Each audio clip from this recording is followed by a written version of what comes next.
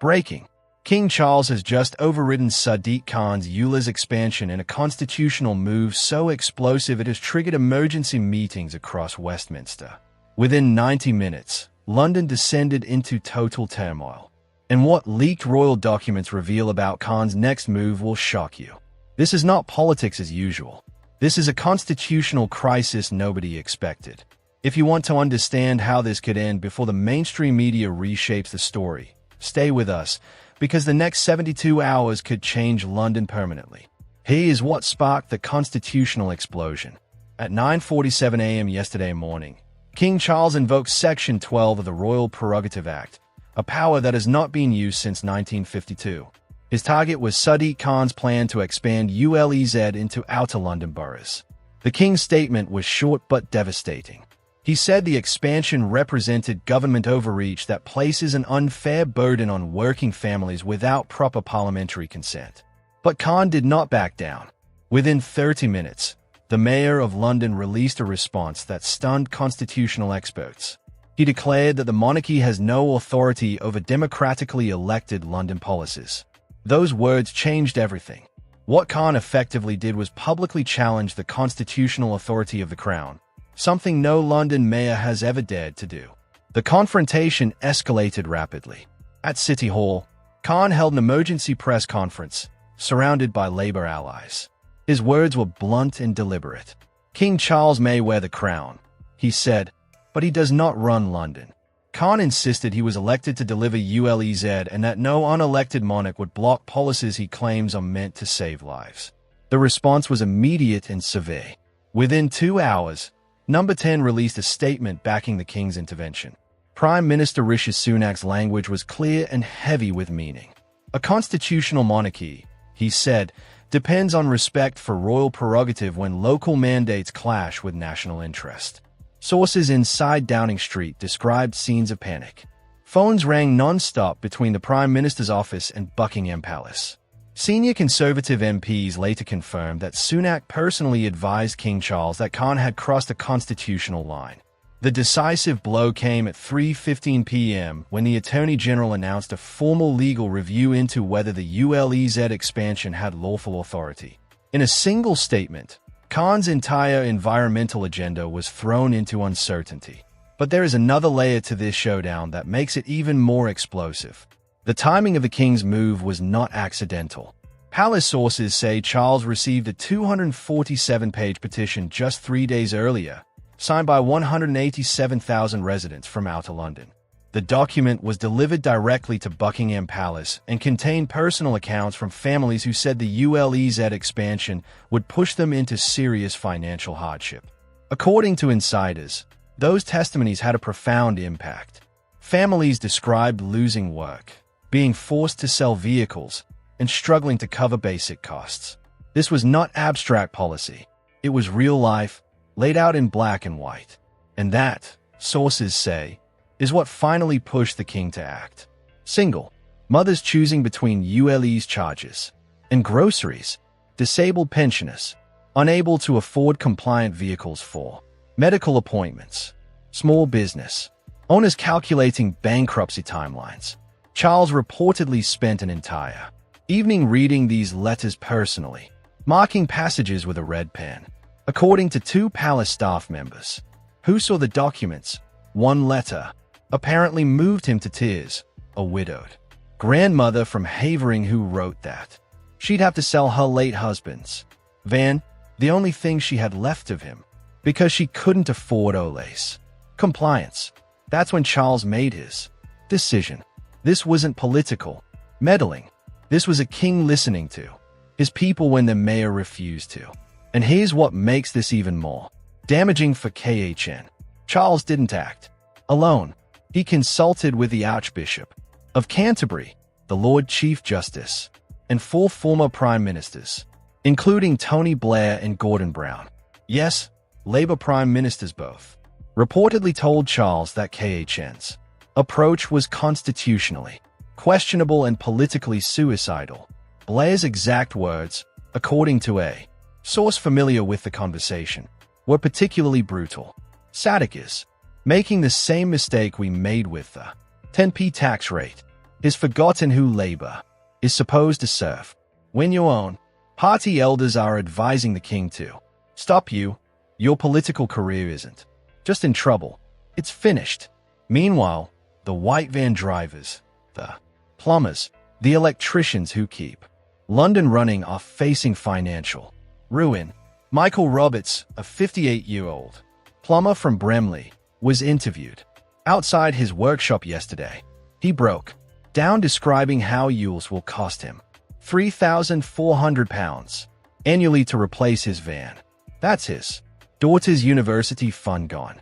His wife's cancer treatment travel expenses doubled, while Khan enjoys chauffeur-driven electric vehicles paid for by taxpayers. Working-class Londoners like Michael choose between feeding their families and keeping their businesses alive. We're talking about nurses driving to night shifts, getting hit with daily charges, pensioners visiting grandchildren in hospital, facing bills they cannot afford. The contrast is so brutal, so utterly heartless that even properly traditional Labour strongholds are turning against Khan. In Havering, Hillington and Beaksley, Labour councillors are publicly breaking ranks. This isn't about the environment anymore. This is about destroying the people who built this city with their bare hands. And the human cost keeps mounting in ways Khan never anticipated. Sarah Mitchell, a 52-year-old care worker from Upminster, drives a 2014 diesel Ford Focus that fails ULEZ compliance by a single emissions standard point. She earns £24,000 annually visiting elderly patients across outer London. The daily ULEZ charge would cost her £3,120 per year, 13% of her gross income. She'd need a £12,000 loan to buy compliant vehicle, payments she simply cannot afford. Last Tuesday, Sarah handed in her resignation to her care agency. She told the BBC through tears that she'd rather stack shelves at Tesco than abandon patients she's cared for over a decade. But ULEZ has left her no choice. Her story isn't unique. The Royal College of Nursing estimates 4,700 care workers across outer London face identical circumstances. These are the people who held Britain together during COVID. These are the heroes KHN is forcing onto the Dole K. And King Charles read every one of their letters. Then something unprecedented happened that nobody saw coming. King Charles didn't just override Khan's policy. He summoned the Mayor of London to Buckingham Palace for a private audience. At 10 a.m. this morning, KHN's motorcade arrived through the side entrance, avoiding cameras and reporters. Inside the 1,844 room, Charles delivered what palace insiders describe as the most forceful royal rebuke in modern history. Your policies divide this nation when we need unity, the king declared with controlled fury. According to two separate sources present, you claim democratic mandate, but democracy requires listening to the people you're hurting. The meeting lasted 47 minutes. Khan emerged looking visibly shaken, refusing all questions from waiting journalists. Palace insiders revealed Charles presented KHN with a dossier of letters from struggling Londoners, over 12,000 personal stories of financial devastation. The optics are catastrophic. For KHN, a mayor who claims to represent working people just got schooled by a king who actually listened to them. But here's where it gets really interesting. During that palace meeting, Charles apparently offered KHN a way out, a face-saving compromise that would pause ULEZ expansion for 18 months pending a genuine public consultation with binding results. Khan would look reasonable. Charles would look merciful. London would get breathing space. But KHN rejected it. Multiple sources confirm he told the king directly, "I don't negotiate with unelected officials." The room apparently went silent. Even Khan's own advisors were shocked. One was overheard in the palace corridor. afterwards saying he just committed political suicide because that refusal. That watch moment of stubborn pride. That's when KHN lost his last chance at survival. The domino effect hit like a constitutional tsunami. Within hours, the pound sterling jumped 1.2% as markets celebrated decisive royal action. Conservative MPs who'd been privately furious about ULEZ suddenly had royal cover to openly oppose KHN. Former Transport Secretary Grant Shapps called for Khan's immediate resignation, citing constitutional crisis and public trust collapse. International reactions poured in faster than Labour could manage the fallout. Canadian Conservatives praised Charles for defending ordinary citizens against progressive overreach. Australian media ran headlines about monarchies still mattering in modern governance. On social media, #defend the King trended globally for 6 consecutive hours, reaching 43 million users. #Canuzgo hit number 2 in the UK. Within 90 minutes, protests erupted across outer London boroughs.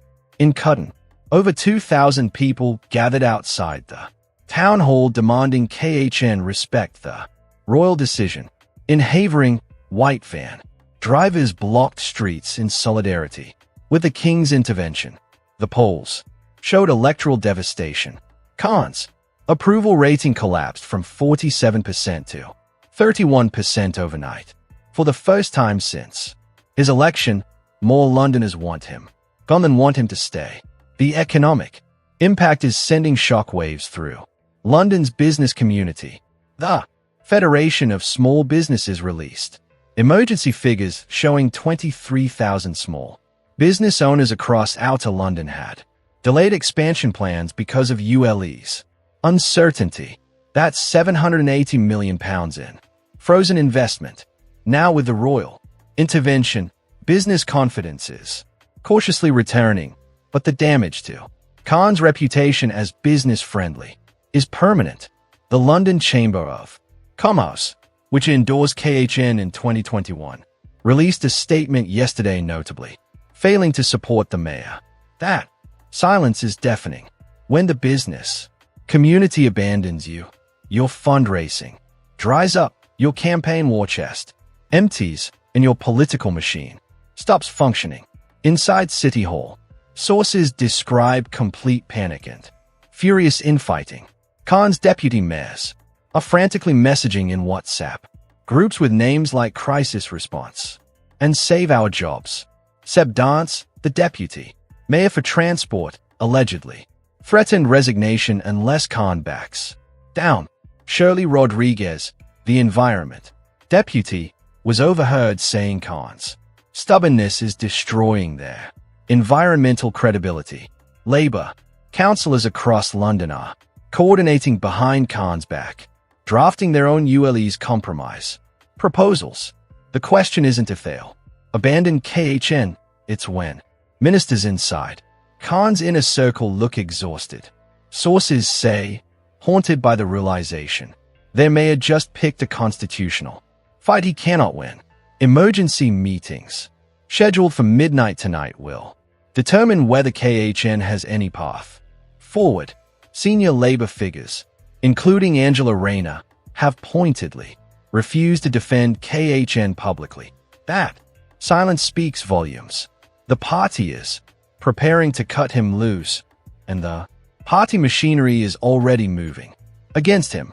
3 separate sources inside Labour headquarters confirm that election strategists are privately discussing Khan's replacement ahead of the 2024 May election. Names being circulated include West Streeting, David Lammy, and surprisingly Sadiq Khan's own Deputy Mayor Sophie Linden. The fact that his own team is being considered as his replacement tells you everything about how fast he's lost control. Labour's internal polling apparently shows Khan losing to a conservative challenger by 9 points. An unprecedented collapse. The party invested millions building Khan as their flagship elected Muslim politician. Now, they are calculating the cost of cutting him loose before he drags down their general election prospects. But here's the layer that could trigger the ultimate constitutional crisis. Leaked documents obtained by the Telegraph show Khan's team explored using transport for London emergency powers to implement ULE, regardless of royal intervention. If these documents are real and if they show what multiple sources claim, then Khan is contemplating defying the crown in the most flagrant way since the English Civil War. Think about what that means. A London mayor openly ignoring royal prerogative. Transport for London. Cameras still issuing fines despite the King's order.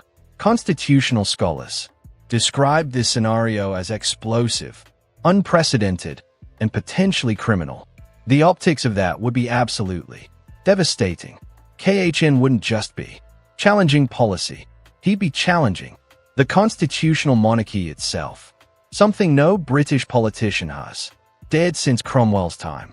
Meanwhile, Conservative leadership is seizing the moment with ruthless efficiency, while KHN spirals and Labour MPs distanced themselves. Rishi Sunak appeared at a Romford Community Centre yesterday, surrounded by tradespeople and small business owners. His message was pitch perfect. This government stands with working families against policies that punish hard work. No attacks on KHN personally. No constitutional lectures. Just unwavering support for ordinary Londoners facing impossible choices. The contrast is devastating. Sunak looks like the defender of the working class, while Labour's most prominent mayor looks like an outrage ideologue. The polls tell the story. Conservative support in outer London constituencies surged from 28% to 39% in 48 hours. Labour hemorrhaging voters in every borough affected by ULEZ. For the first time since the 2019 general election, Conservatives lead Labour in London-wide polling.